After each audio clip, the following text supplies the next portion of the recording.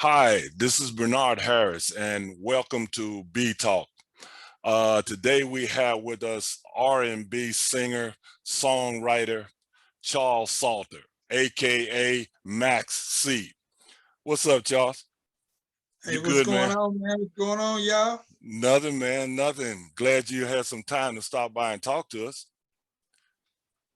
You and I Yes, go sir. back, Yes, man. sir. We go back a long ways. I want to say what, over 25 years, something like that. More than that. More than that. Yeah, Yeah. man. Time. Well, I don't want to date it. but yeah, the time flies. The time flies, man.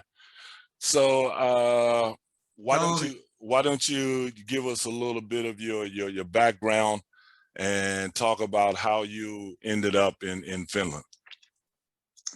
all right. As you already told everybody, my name is Charles Salter. My artist name is Max C. I came to Finland back in 1984. I was the first person invited to work at the Helsinki Dance Academy called Tanssio.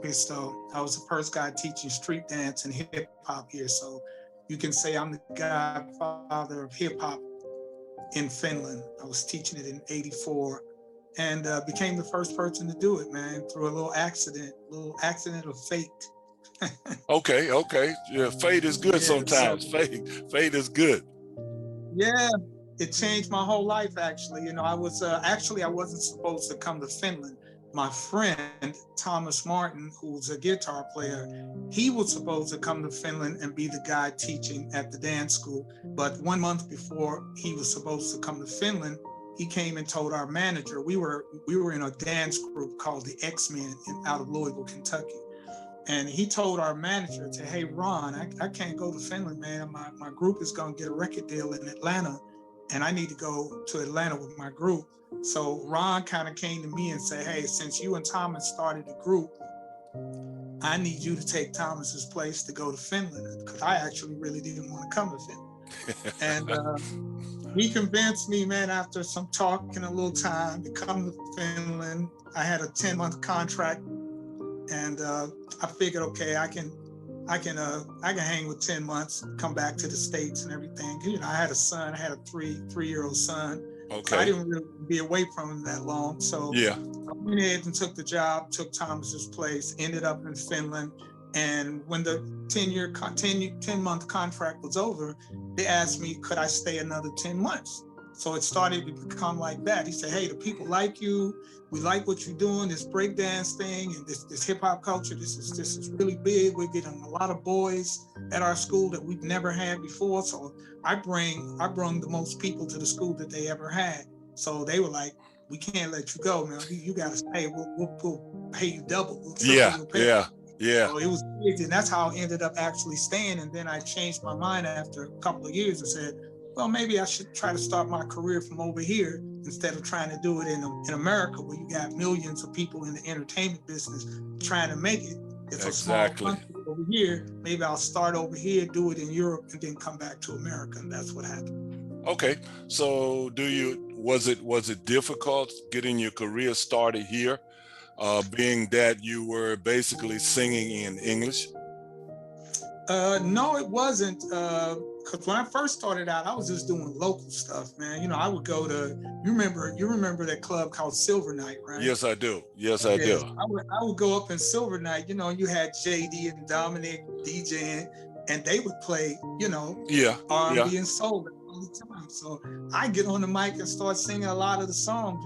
Colonel Abrams, Gap Band, all kind of stuff, man. And it kind of started from there. People like, oh, that dude, he sings pretty good and everything.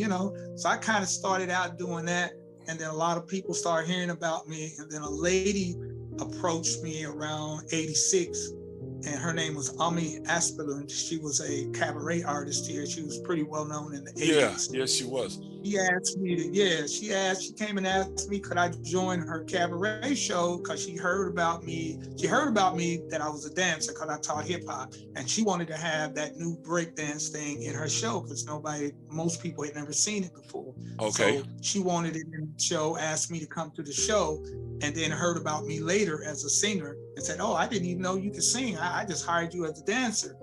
And she heard me singing one day in the back, and she was like, "I didn't know you could sing like that, you know." So she gave me more parts in her show, and it grew bigger. And then my notoriety started spreading around Finland like that, and that's how I got big in Finland. Okay, okay. So it was a gradual process. Yeah. What was the first group you had? Was it Bomb Funk MCs? What was the first? No, actually, the first musical group that I had an endeavor in was called She Sam. I used to sing with a redhead girl named Stina Tarvonen. She's called Okay. Stina Ossikainen now. Yeah. But I met her through Johan and Dominique, Billy Carson, you know, from the Silver Night days. And she was singing on a song that they made for Silver Night. Paul Tubbs was a bass player from England. And I heard this girl singing in this song. So I asked Johan, I said, "Who's that girl singing in the song? She sound pretty good." He told me her name was Stina. And then I met her, we hooked up, started talking about singing and this and that. And we ended up I took her to a guy's studio named Risto Ossikainen. And he liked us and started producing us and made us into a group called She Sam. That was around 1986. And we became known as a duo, Charles and Stina. And that was my first endeavor in the music business, my first group. Okay.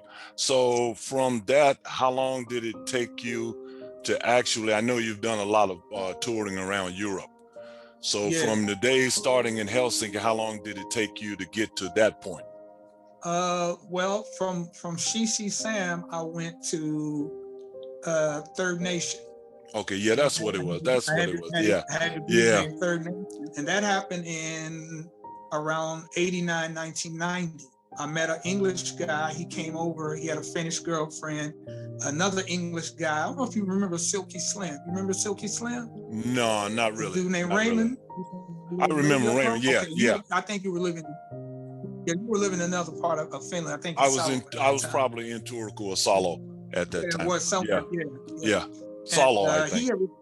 He was a radio personality. He told me about this English guy that was coming over and told me, you know, maybe you and him should hook up because he's a keyboard player. He's been in a band in London.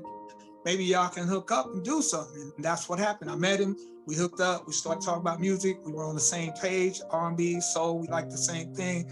And then we later got hooked up with a Finnish guy named Kari Kaivala, and we became the band Third Nation. You know, three guys from three different nations: America, England, Finland, Third Nation. Okay. That's how we got hooked up. We made our first album around 91 called One Nation. Right. And that got us a lot of notoriety around Finland. People were thinking, "Who's this band from abroad that's big in Finland?" But we wasn't from abroad. We were right here in Helsinki.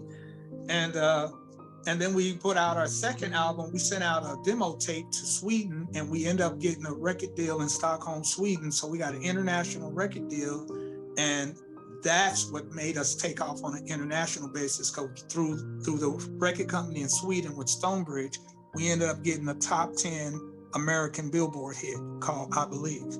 Okay. And that put us like all over the world right there. So yeah, that puts you on the map, man. Coming out of Finland. That was straight, huh? Yeah. So the Bone Funk MC thing didn't come until 2001, 2002. Okay. We'd already become on an international basis already by 90, 91, 92, 93. So we were already international. What were some of your favorite singers growing up? Oh man, too many to name. Females, males, I mean, so many of them. Stevie Wonder, Donny Hathaway, Aretha Franklin, James Brown, Otis Redding, Marvin Gaye. Shall I go on? Yeah. Being a black person, exactly. And you hear music all day long. And I grew up on Motown and Philly music and stuff like that. So, you know, being a young kid growing up, you know, I heard, you know, early age in the 70s, I heard the Gap Band, Earth, Wind and Fire. I mean, all those groups, man. All those groups. Yeah, and it's kind of amazing how you pass that on to your children. you Yeah. know, listening to music all day, every day, and it just you know, you just pass that on, man. And They it's got tired of it. They got tired of music. My kids was like, Daddy, why you keep playing this old music? We don't know this. I said, this is I said, these are the classics. This is real music. I said, this stuff y'all listen to today, most of those people you listen to copying off these people that I'm playing you the original songs from. Stevie Wonder, you know, exactly. Frankie Beverly and Mays, the Shy Lights, all that stuff. And then as they got older, they learned to appreciate that music. But you know, when you're young, Yeah, you it's know yeah. how Do you think that the music back then, or let's say the singers, were better singers than the artists today? Because there's a yeah, lot of technology in music yeah. today. Yeah, that's absolutely true, bro. The singers back then were real professionals and real artists because, like you just mentioned about technology, they had very basic technology back in the old days. So that means like when you were in Motown and you cut a song in the studio, you had to sing a song from the beginning to the end, all the way through. All the singers had to know their parts. All the musicians had to know their parts and make it all the way through as a recording, Okay. which nowadays you can just sing a little part, copy paste it from a computer and paste it in places where you want it. But in those days, you had to sing everything exactly in the places you wanted. If you Uh, sang harmonies, they had to be correct. okay. Everything had to be on point. So Yeah. people were way more professional and talented back in the days. Nowadays, anybody can sing because you got auto tune, you got all this stuff to make you sound good, put you in tune when you're out of tune, and you know it's easy. Yeah. Yeah. It seems to be, man, because you hear a lot of crazy stuffs on the airwaves nowadays, and then sometimes I just wonder, man, how in the world are these people making it? You know, And and but it is what it is. yeah, it's It's you sad know. because the music industry has, how could I say, they've kind of sold out, man. You know, because back in the days they had integrity. When you had a good song and you went to the radio or to the radio DJs or whatever and played them your song, it was good. They would play your song just like that because they knew it was a good song. Okay. Nowadays it's like mafia, dude. You got to pay the radio to play your song. You know what I'm saying? You got to pay over. It's Yeah. like they ask you, well, what you gonna give us to play your song? Now it's like it ain't even whether you got a good song or not. And now the integrity has gone down, and you got these guys out here who can't even put two words together, you know, Yeah. Yeah. and that stuff is selling, and it's like the real artists are like, what's going on? So, Okay. you So know, you've done a lot of touring around Europe and in the States yeah. and place. What's your favorite stops? What's your favorite cities or places to perform? Oh man. But when I was doing the European tours, you know, that's during the time I was singing for DJs. You know, the DJ nowadays has become the superstar. You know, Okay. because back in the days, you remember, man, you go to a house party, you see a guy DJing, he'd be the little dude in the corner Yeah. hiding, you wouldn't notice who he was. Yeah. And if you wanted to hear your favorite song, you go up and say, hey man, can you play this and whatever? And he like, yeah, you didn't even notice. Right. Now the DJ is the dude up in the front. The singer is in the back. The DJ is getting all the praise and all that. He don't sing, he don't write any songs or nothing. Or So just mixing the everything's up, music. yeah, everything is upside down. Half the time they don't even mix the music. Half the time someone else is doing their music for them. They just got the name and they put the brand on it, and it's like it's And crazy. they just show up. It's crazy, yeah. And they're making big money, man. They're making bank, man, just for being a DJ. So Okay. it's changed a lot, man. I saw that trend coming around the early early 90s. Right. And if I had known he was going to grow into something that big, I probably would have became a DJ myself. DJ singer or something, you know. But if I had known, some of these DJs out here are making some crazy money, man. Yeah, I've been You wouldn't reading about believe, you some of wouldn't that. Yeah. believe, you wouldn't believe the kind of money these people who are calling themselves DJs are making. It's And crazy. just showing up playing music. Showing up paying somebody else's music, hardly got any music of their own, and just playing records of somebody else and putting their hands in the air and say, yelling and screaming and say yeah and get the crowd going. Okay. So, Okay. Do you think nowadays it's let's say a young person starting out in Finland, wanting to be an artist. Yeah. What steps would you tell them to go through? Or would you tell them to Well, be a DJ? nah, they got a lot of DJs here too. But if a Okay, person wants to be a real artist, okay, he or she, of course, got to, practice their craft, know what they want, and basically, stick to the hard work, man, because you don't always get it just like that, man. I mean, a right. lot of people, a lot of the music business nowadays is about money.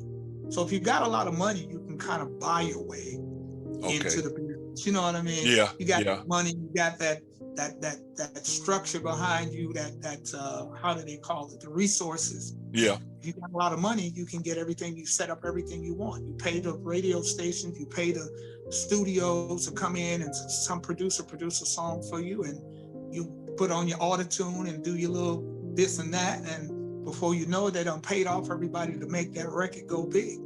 So it's a lot of corruption in the music business nowadays. It's easier to make it when you got already the money. okay. How do you see the music scene in Finland, in Helsinki in particular? How do you see the music Uh, scene nowadays? to tell you the truth, I don't really listen to music here, the Helsinki scene, because it's kind of like, well, I've been gone since 2016, back and forth in the States. So I haven't really been paying attention to what's going on here. Things have gotten a little bit better. And what I mean by better is the Finnish music scene has grown with their own stuff. And now they're starting to break out on an international level with songwriters and producers from over here. I've seen a couple of guys and heard about a couple of guys breaking through with songs to international artists and stuff like that. So it's slowly happening over here. Sweden had it going on since the 70s. So they were already way ahead of Finland. Well, And yeah, because Finland, the thing was, their market it's just that their language is so difficult. So right, when you right. are singing, when you're an artist in Finnish, you might as well, sing in that language. Because if you're trying to sing in English, there ain't a big English market for Finnish people singing in English in Finland. So you Okay, might as well stick to just doing the kotimainen, as they call it, yeah, the singing in your own language kind of thing. I don't think there's many artists that have really broke out of here. There's only been a handful that's broke out on an international level, but that's okay, been like here lately. yeah, yeah. Here, Okay, so I guess since you've been off the scene a little while, you yeah, don't have any favorite Finnish singers not or really. artists, let's I say mean, artists. I know people here that can sing and perform. I do like a few singers here. I was working with a Finnish Helsinki gospel group called Higher Ground, and Okay, they got some nice singers in Higher Ground, and I've participated in shows with them and stuff like that. I enjoyed a lot of their singers and stuff like that. So they got definitely a few standout singers and stuff like that. On an international level, don't know if they'll make it or not, but they're still, good singers in their own right, and they're doing their thing here. So as long as they can make it here, work here, get gigs, yeah, yeah. it's good for them. It's all good. Okay, I tell you who I like, man, or I haven't listened to in a while, is Red Drama. I like I Yeah, I like know Red Red. Drama, man. Yeah, Yeah, Red. yeah, he makes some good stuff. Yeah, Red used to be the man. I don't know what he's doing nowadays. I've actually got a song where he featured on one of the songs I did with my partner James from England. Okay, We did a song called what was it? Twisted. We had a song called Twisted, right. where we featured Red Drama as a rapper to come in on the song. I used to be in the Red back in the days when he first started, because he had a kind of a sound like Eminem. He Yeah, sounded a lot like Eminem, and I used to talk to him all the time. Say, man, I said, you're a good rapper, and you got a lot of stuff going on for you, but maybe you better try to find your own lane. I said, because you sound too much like Eminem, and there ain't no room for two Eminems. right, You only got right, one Eminem.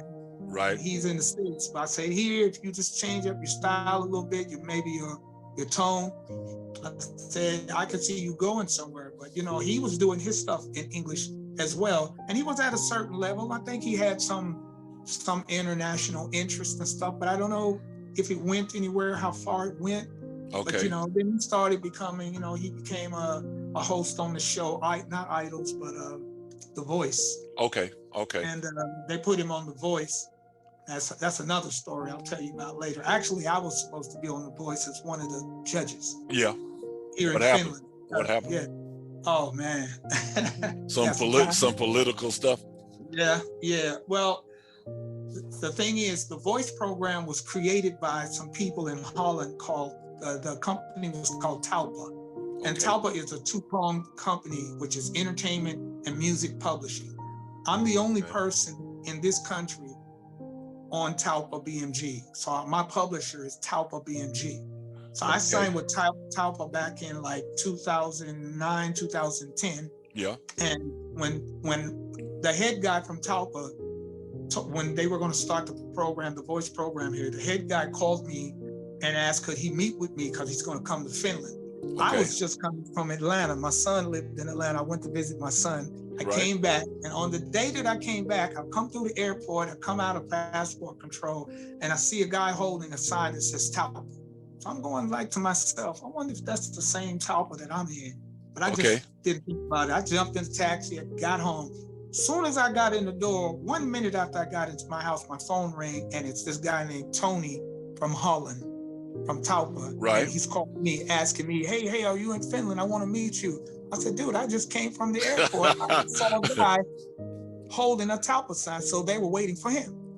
Okay. So we almost met each other at the airport, but I didn't see him. Okay. So I meet him, I didn't have time to unpack my bags. I meet him, take him to Stockman's. We went upstairs to the eating area, and he told me that they're doing this new show called The Voice, and that their company wanted me to be one of the mentors, one of the judges, because I'm a writer already in the company. Right. And I said to him, hey, Tony, thank you very much. I appreciate it. I said, but I don't think it's going to happen. And he looked at me like, what do you mean it ain't going to happen? You don't want to do it? And I was like, no, it's not that I don't want to do it. I said, I just don't think it's going to happen here. And he said, what do you mean? So I had to explain to him that there's an underlying kind of a racism thing going on. Right. Yeah. Because me being a black guy, not being finished, yes, ain't being finished, they don't want to see me in a position of power because, see, I was going to be one of the head guys in that program. Okay. Now, if the people running the finished program wouldn't have taken to that very, very good. Yeah. I told Tony, I said, hey, man, look, I'm the only black music artist in this country. You already know what I've done. I've had top 10 songs in America, top 10 songs around the world. I said, but they're going to have a problem with me being the head guy in this show. They're going to want to put their own artists and people they know who are famous up there. So I said, but when you go and discuss with them, go and ask them about me and see what happens. So he goes and meets the head dude from whatever TV channel that was hosting this thing, and they try to play like they didn't know who I was. They try to say, oh, we don't know who is this Maxie and blah blah blah blah blah. And I got top 10 records in countries around the world, international, doing it from Finland, had Third Nation and all of that. Right. And a ton of stuff with Finnish artists. Now they don't know who I am. Opening shows for Snoop Dogg and doing all this stuff. Yeah, I'm opening up for Snoop, 50 Cent, Whitney Houston, all kind of people, right? Okay. So Tony comes back to me and said, hey, man, I'm really sorry, man. I see what you mean and everything. I said, dude, I told you, there's an underlying racism here. I hate to say it, but the truth is the truth. And I said, if I was a Finnish guy with the reputation that I have and all that I've gained here, I'd be on top of everything here. I'd be eating dinner with the president, having magazines, parades and all that. Since I'm a black dude from the States and I'm not Finnish, they can't. See, that's the thing why Sweden is so far ahead of Finland. See, Sweden, they ain't with all that colorism thing. Okay. If you black and you do something in Sweden that's good and positive, the Swedish people stand behind you. Okay. They're like, yeah, you're doing it for our country. You're making us look good. Yeah. If you be in Finland and you do something positive, they try to sweep you under the rug. Like, we can't make this guy big. We can't give him a lot of notoriety because he's not finished. Yes. That's how they did these things when Third Nation, we had a top 10 song in the American Billboard chart.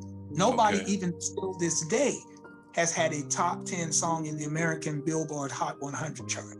Me and Right. James did it back in the 90s. And Yeah. don't you know, we didn't hardly get any publicity, not even hardly any newspapers wrote about it. I We made an didn't because I accomplishment. haven't heard anything about it. Yeah, we made an accomplishment that no Finnish-based band has ever did.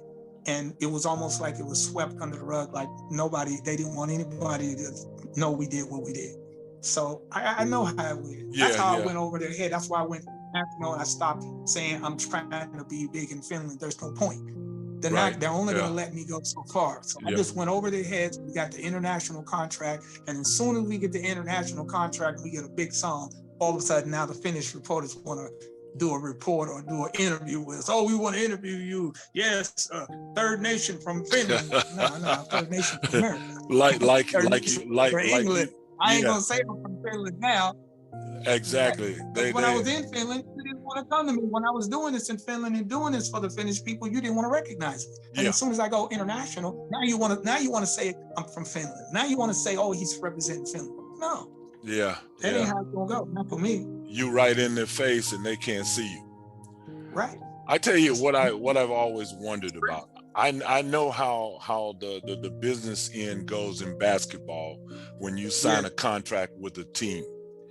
How does that go in the record business? I've always wondered about that. You sign a contract with the record producer, or how does that go? No, you basically sign with the label. Okay. But the thing is, it depends on what kind of deal you want and what kind of deal you sign. There are bad deals, there are good deals. Okay. So you just have to make sure that whatever you sign, you read the fine print, as they say, right, and make sure you get the things that you want so that you kind of still remain in control of your music and what you write and what you create.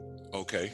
Because you know what it's about, man. There's thieves out there. People are, anything you make, there's somebody standing around trying to figure out how they can get it from you. And they normally pay the artist a certain amount of money when you sign, or do you get royalties, or how does that work? Okay.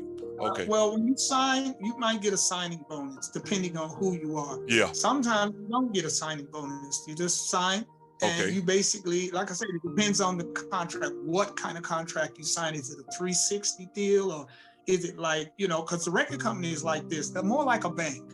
You sign a contract with them. They might put up front. Let's say they put up, I'm just going to put out a magical figure, say $1 million. All right. So they put up $1 million. That means they put up the $1 million for the production of your songs, the making of your video. And the thing is, once you get out there, if your song becomes a hit, the money that's made from that hit is going to go straight back to the record company because they already put up $1 million in advance. So they got to get their $1 million back first before you get a dime. Yeah. Right. Okay. Then you can then you can make your money. Right. That's what happened to TLC and a lot of people from the States. They sign bad contracts. They're selling millions of records, but they're broke.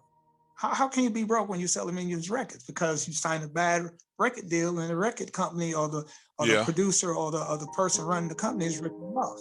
And I guess it's kind of easy to sign a bad deal when you're young and you don't really have that experience and you're trying to prove yourself.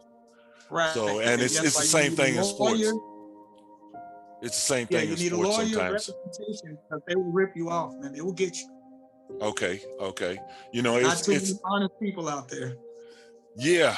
Well, when you're in the entertainment business, it gets tricky. It gets real tricky. But now you are the lead singer for the Gap Band. And the Gap Band, man, was big back in the 70s and 80s, famous all around the world. Yeah. How did you get hooked up? Well, it's a long story, but let me try to break it down and make it as short as possible. Around 2010, I was just starting to make my own YouTube channel. YouTube was a very popular internet medium for people to get their products noticed, their name noticed, the music noticed. So I followed suit and made my own YouTube channel.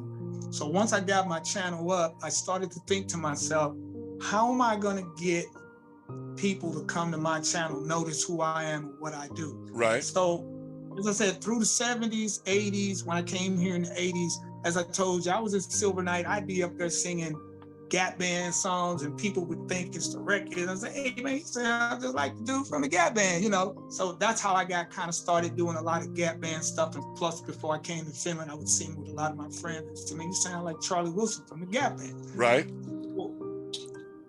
It popped into my head. I said, well, maybe I should sing a Charlie Wilson song. And in 2010, Charlie Wilson was a solo artist then. He wasn't with the Gap Band anymore. The Gap Band kind of fell off and kind of faded away. And Charlie got back up and got his name back up with the help of some people. And he had a song out called Without You. So in 2010, that was a popular hit in the States and maybe around the world. So I decided to do an a cappella version, no music, just sing straight into the camera, that song. So I sang it, I put it on my YouTube channel, and before long, man, I started getting messages from people all around the world, people from the States. Man, you sound like Charlie Wilson, man. Hey, man, I ain't never heard nobody sound this close to Charlie. Right? So it started like that. Right. So then I got two important emails. I got an email from a guy named Chris from Atlanta. I can't remember Chris's last name. But anyway, he was a dude in the music business, he was in his own production company and all of that. And his uncle was Charlie Wilson's road manager. So this guy saw my video and he went crazy. He said, man, dude, you sound just like Charlie, man. You know, my uncle's Charlie's road manager. Man, we need to hook up and maybe make some songs and try to see if we can get something on Charlie's album. So I was like, cool, that sounds good. He said, do you write songs? And I said, yeah, I'm a songwriter. So I sent him some R&B stuff I did. He really freaked out then when he heard my voice with the music and all that. Yeah. He's like, man, I ain't never heard nobody sound this close to Charlie, right? So he was the first dude. And the second dude was named Anthony Walker. He called himself Baby Gap. He was the hype dude and the dancer that the Gap Band had. When the Gap Band would travel around, they would bring out this dude to dance, and he had the name Baby Gap. Charlie and Robert Wilson from the Gap Band gave him the name Baby Gap. Okay. And he's from Chicago, and he would dance. He saw the same video and lost his mind. So he contacted me. Hey man, I'm from the Gap Band. My name is Baby Gap. Dude, we need to talk. We're looking for a singer. We got the Gap Band musicians. We trying to, keep the Gap Band live going because, Charlie had left. Yeah. So the Gap Band kind of went down because the brother that played the bass, his brother Robert, he died in 2010. So Ronnie Wilson, who's the oldest brother who created the Gap Band, he wasn't doing nothing. He just kind of became a pastor in church and started doing stuff in church. And Charlie remained in the music business, but he was a solo artist. Okay. So the Gap Band wasn't doing nothing. So the band members, meaning the musicians, they still wanted to play and still do gigs, but they didn't have nobody who could sing, who could be the lead. Charlie wasn't coming back. Yeah. Charlie wasn't coming back. So when Baby Gap saw my video, he played my video to other guys, and they were like, "Damn, who's this dude? Man, he sounds just like Charlie. Like, where's he at?" He said, "Man, he live in Finland." I said, "Finland? Where's Finland?" Nothing to do with Finland was. What was he doing over there? So he explained to him what I was doing over here, and got in touch with me. So we started talking back and forth about almost 5 months. Then two of the guys in the band goes to Ronnie Wilson, who's the oldest brother of the Wilsons, right? And told Ronnie Wilson about me. Because Ronnie, the band was doing this thing called the Gap Experience. Okay. They would just, hire singers to come in and sing the parts, but they still play the music. Yeah. So Ronnie didn't want to be involved in that because it wasn't the Gap Band anymore. And Robert was dead. Okay. And Charlie was gone. So he figured it's over. Yeah. And then they brung him the video, my YouTube video, and brung him some of my songs. And when he heard it, man, he went crazy. So one day I'm sitting in my living room with my daughter, my wife was in there, my phone rings, and it's Baby Gap. And Baby Gap said, "Hey man, look man, I ain't gonna talk to you long, man. I'm gonna click over, somebody wanna talk to you." So he clicks over, and the next voice I hear is Ronnie Wilson from the Gap Band. Ronnie goes, hey man, how you doing, Doc? This is Ronnie Wilson from the Gap Band. I said, hey, how you doing, Ronnie? And he said, yeah, I'm good, man. I'm good. You know, Baby Gap and them, they played me your stuff, man. He said, I'm gonna get to the point. He said, Baby Gap and them, they played me your stuff, and I heard you sing. And he said, I gotta say, man, you sound closest to my brother than I've ever heard any other singer. He said, to make a long story short, what he said, we're gonna bring back the Gap Band, and I want you to be the new singer. And dude, that blew me away. That blew me away, man. I'm like, are you for real? Yeah, Said, yeah. And I say, hey, Mr. Ronnie. He said, you ain't gotta call me Mr. Ronnie, just call me Ronnie. Yeah. I said, hey, Ronnie. I said, look, can I have a little time to think about this, right? Because Yeah. I was overwhelmed, man. It ain't every day. No, yeah. Somebody like Ronnie Wilson and the Gap Band asked you to become their new singer, right? So I'm blown away. My wife's looking at me like, what's going on? What? You know, and I'm like, you running around the house and stuff. Yeah, turning backflips in the living room and shit, right? So I said, he said, yeah. He said, well, get back to me like as soon as you can because we want to get things rolling. So, dude, I got back to him and said, yeah, I'll do it. So can you send me a contract? Tell me, you know, what's required of me, and I'll tell you what I want and whatever. Right. And that took about 4 or 5 months to really hash out everything right there. Okay. But that's basically how I became the new singer of the Gap Band, like in 2015. I ended up going over to San Antonio, Texas, where Ronnie Wilson was located, and to start to do rehearsals with the band. So the whole band was flown out to San Antonio. I was flown from Finland. This was in the wintertime. This was January. Snow on the ground here. Okay. 20 below zero and all this. And I go to San Antonio, it's like about 70 degrees outside. Yeah. I got a big old coat on and stuff. They're like, man, where are you coming from? Right? So I get over there, man, and meet the guys, and I do my stuff live, and they freaking out. I said, man, he sound almost just like Charlie. He said, it's crazy. And then what freaked Ronnie out, Ronnie said, this must be a blessing, man. This must be like, you know, how you say, what's that word? I can't even think of it right now, but he just said, we'll go with blessing. To get a guy who sounds like my brother, plus his name is Charles. Yeah, think about that, man. Think about that. My name is Charles. His name is Charles. I'm called Charlie. He's called Charlie. And to have a guy who sounds like him. Yeah. So they were freaking out. And that's how the whole thing started. And we did a few shows and stuff, man. Then there was some internal stuff with the band between Ronnie and the band. Okay. Some old stuff, man. Because the band was treated bad during the time they was with the Gap Band and playing behind the Gap Band, you know, because the Gap Band was really the three brothers. Right. Ronnie Wilson, Charlie Wilson, Robert Wilson. And the band was the people who played behind them. Okay. And they were kind of treated like second-class citizens, man. You know how it is. James Brown did his band the same way. You know, I'm James Brown. Y'all just some Negroes behind me. You know what I mean? That's how he was. He was like a general. You know, you do what I say or you out. Good God. They were on pins and needles, right? Okay. They were on pins and needles because they didn't know, you know, if you start arguing or something goes on you don't like, if you start arguing with one of them, they could say you fired, we get another guitar player. So they didn't really have no power. Yeah. So it came to that point when we was together, they started Ronnie started reverting back to the old Ronnie Wilson, meaning the greed, the ego, all that. And we're not gonna go through that anymore. He said so they decided they wanted to break away and go back to doing the Gap experience. Okay. And then I was in the middle, so they asked me, hey man, do you want to come with us or stay with Ronnie? Because the contract with Ronnie is already over, it's broken. And so if you want to come with us, so after a few decisions, I ended up going with them, and then they went to being the Gap experience. So I was still the lead singer. We're still doing Gap Band music and stuff like that. But then there was the controversy with the Gap Band name because Ronnie Wilson and Charlie Wilson were in a court case together. So they had a court case against each other. Charlie was trying to get the name, and Ronnie actually ended up winning the rights of the name of the brand. All right. And Ronnie owns the brand name. So if we're not with Ronnie, that's why we couldn't call ourselves Gap Band anymore, because we don't have the right to use the name. Right. So that's why when we went to Gap, even the Gap Experience, they still had a problem with it. So now we changed it to now we're Total Experience. So now they can't. We got the name. It's locked down. They can't mess with us. They can't mess around and do anything. So we're good. Okay, now. okay. So you good? You good to go now? Yeah, And you guys are basically touring around the states? Yeah, Or we do will you... be touring around the states and stuff like Okay. we were last time. Yeah. I know we were just talking earlier. You said you're gonna be leaving out soon, and you're gonna be gone for like 6 months. 6 months, man.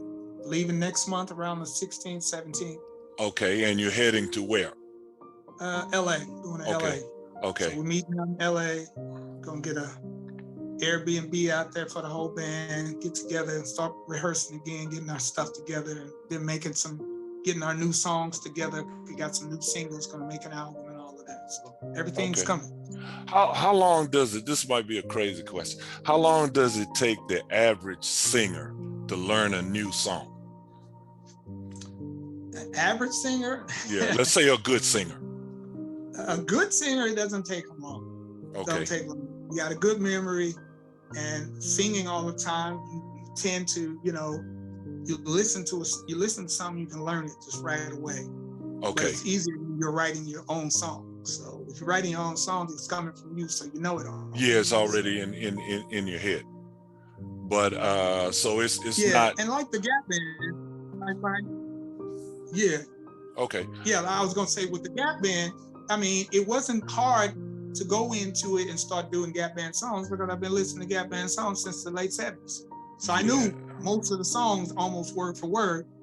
Exactly. Yeah. I had to study a little bit on some of the phrases here and there. Plus the arrangements are different, so you just got to go in. Arrangement might not be the way you hear it on the record, because the show arrangement's always going to be different from what you hear on the album. Okay. So I had to learn the arrangements in a different way, but I basically knew almost all the words to every song. I've been listening to Gap Band so many years. Okay. So it was easy for me.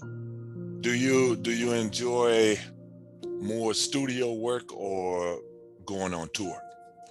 Going on tour. I like studio work too. I'm a workaholic. I like to be in the studio. I'm a little studio here. I'm setting up my stuff again, getting some new stuff. Just trying to get my home studio together. But I like touring and working, man. Doing the shows is what I like. Hitting the crowds. I was a little bit apprehensive though to tell you when I first got put into the Gap Band. And when I mean apprehensive, I wasn't afraid to be there because I knew I could sing the stuff and all that. Yeah. The thing was, I'm thinking about the fans, because black people, bro. Yeah. A band like the Gap Band, almost every black person who's around our age know who the Gap Band is. And they knew that Charlie Wilson was the lead singer. They damn sure do. Talk about the Gap Band coming out again with another singer. Black people are like, what? Yeah, they want to know who you are, man. Yeah. How you gonna do the Gap Band and you ain't got Charlie Wilson? Yeah. Black people are very skeptical. They're very skeptical, man. So that thing kind of worried me, how they gonna receive me. So I knew when I got up there and I did my thing, I told Baby Gap, I said, watch what happens. Watch how these people react. When we did them shows, man, people were coming backstage, wanting autographs and all of this. Hey man, who's that new singer dude? Man, he sounds just like Charlie Wilson, man. If I hadn't been looking, I would have thought Charlie was up on the stage. So that made me feel good, because now I know, that I ain't gonna get that skepticism and people looking at me like, he gonna do Charlie Wilson, because a lot of people believe ain't nobody out there can sound like Charlie Wilson. But then when they saw the show and heard it for themselves, they were like, man, he does sound like Charlie Wilson. So I changed a lot of minds, man. So the band was happy, fans were happy, the management was happy. I'm good. So I'm good. Okay, good. One last question for you. Yes, sir. You've been singing a long time. Are there any tricks that you have to take care of your voice? How do you protect your voice? Because your voice is your money. That's true. But I'm gonna tell you a funny story, man. Actually, I don't do anything special. You know what it is? It's like, if you got a God-given talent to sing, like Aretha Franklin, Whitney Houston, it's like they don't do very many special things to keep their voice. They got it. Okay. It's like you just got it. Yeah. Like you wake up in the morning and you know you got it. Yeah. I don't have any special vocalization tricks. I just warm up by just singing.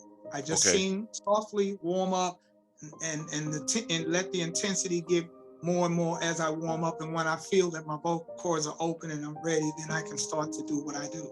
But I don't have any kind of special regimen, what I do with my voice or whatever. I just make sure I keep my throat wrapped up, keep my voice warm, you know, if you're depending on where you're singing, because sometimes you might be singing and it might be outside, it might be cold. Yeah. So you gotta keep your throat warm and all that, because that cold air going in your mouth, smoke and all of that. So those are the only things that I basically do. I don't want to be around smokers and stuff like that, because that'll dry your voice out. So that's the most difficult atmosphere to sing in. A lot of smoke in the room and that type of stuff. Smoke and cold weather, yeah, smoke and cold weather. Okay, Yeah. cool. I don't like a lot of artificial smoke, because you know on stage a lot of times people use this artificial smoke. Yeah. And I don't really like it because it really dries your voice out. So I tend to stay away from it. Okay. Well, Yes, sir. At this time, Charles, I'm gonna say thank you, man, for coming and sharing some of this stuff with us, man. We all learned a lot, and I'm gonna say good luck to you. Sir. And I would Thanks, hope that the Gap experience would be able to one day come to Helsinki and do some shows. Man, I've been already trying to get them. I've been already trying to get them all. I've been talking to some people over, and I got some interest. It's just been, that COVID hit, and I just killed the whole vibe. Yeah, you know what I mean? yeah. So I've been trying to get them, because the Gap Band actually has never been to Finland. They've been to Sweden. Yeah. That's the closest they've been, but they've never been to Finland. And so I actually have an idea. I'm trying to actually create a funk festival here. Oh, that would be great. To bring like five or six old school bands. I'm talking about our band, The Gap, which will be doing the Gap stuff, Cameo, Dad's band, Zap, Slave, and then there was another one, Midnight Star. I think it was Midnight Star. Okay, that would be. So I'm trying to get that would be like great. 5, 6 groups and make a funk fest. Okay. That would be crazy, because people ain't never had that. They've never had that over here. Or I might even bring Larry Graham and Graham Central Station, something like that, because they've been here, but they played in Savoy Theater, but like an outside festival. Okay. All funk. Yes, sir. Kill it. By the way, have you had the chance to meet Patti LaBelle? No. Okay. I was just. I haven't had a chance to meet her yet. Okay. I used to date, when I was in college, I used to date one of her background singers, a girl named Debbie Henry. Okay. Debbie Henry. So you might run across her one day in somewhere, concert or whatever. But yeah. Okay, man, I'm gonna say thank you, and you take care, Charles. Be safe, man. Yes, sir, man. All right. All right, man. Yep. See you. Thank you, brother. All right. Bye.